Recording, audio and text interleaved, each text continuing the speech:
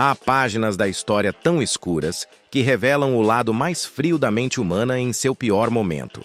Em algumas épocas, tirar uma vida não era suficiente. A punição precisava intimidar multidões. O castigo virava uma mensagem diante do povo, feita para espalhar medo e obediência absoluta. Por isso, certos métodos ainda assustam, porque mostram crueldade planejada em cada detalhe. Agora conheça 6 execuções históricas que expõem até onde o ser humano já foi pela dor. Na 6ª posição está o sapato de cimento, prática ligada ao submundo da máfia nos Estados Unidos. A vítima tinha os pés presos em concreto pesado, perdendo força, equilíbrio e qualquer fuga. Depois, era lançada em águas profundas, onde o próprio peso transformava tudo em sentença. O desespero vinha da lucidez de afundar, enquanto o corpo ainda tentava resistir à água em vão. Mais que uma execução, esse método deixava um aviso. Certos poderes apagavam seus inimigos. Em 5º lugar aparece o empalamento, lembrado como uma das punições mais temidas da história. Governantes violentos usaram esse método para transformar a dor em linguagem de domínio absoluto.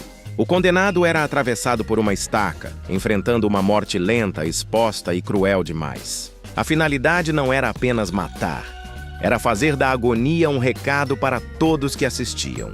Por isso, o empalamento virou símbolo de terror público, autoridade brutal e submissão forçada. O 4º método provocava tanto medo que a espera já parecia uma condenação antes do fim chegar. O condenado era preso de cabeça para baixo, sustentado pelos membros, sem saída real possível.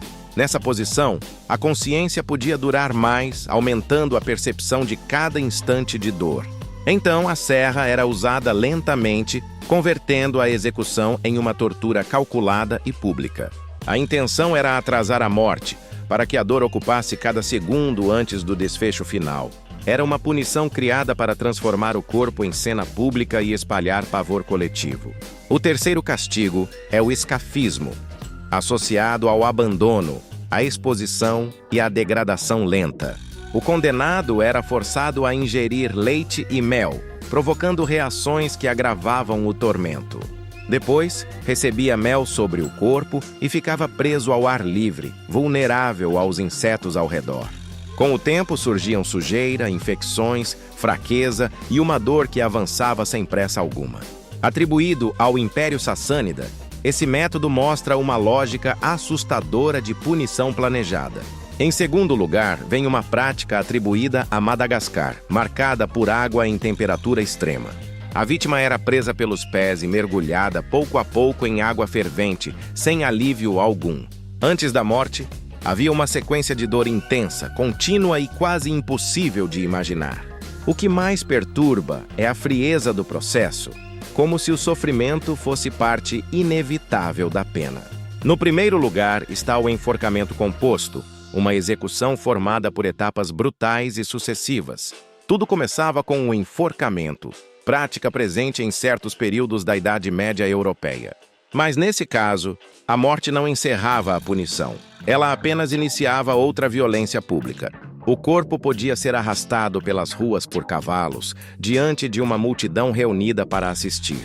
Depois vinham mutilações e exposições públicas, feitas para ampliar a humilhação do condenado. Cada fase parecia pensada para destruir a vida e também o último sinal de dignidade humana. Esse tipo de execução revela como o poder já usou a violência para governar pelo medo coletivo. Quando o castigo vira espetáculo, a justiça se apaga e a crueldade assume o centro da cena. Esses 6 métodos chocam porque mostram algo além da morte.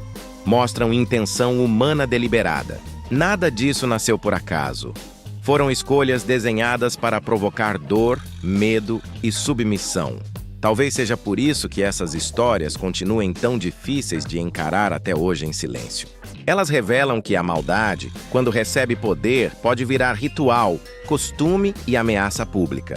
O passado não deve ser lembrado apenas pelo choque, mas pelo alerta que ainda carrega para nós. Quando uma sociedade normaliza a dor alheia, abre caminho para horrores ainda maiores depois. No fim, essas execuções deixam uma pergunta incômoda sobre poder, punição e humanidade inteira. Até onde alguém pode chegar quando acredita ter o direito de decidir a dor de outro ser humano?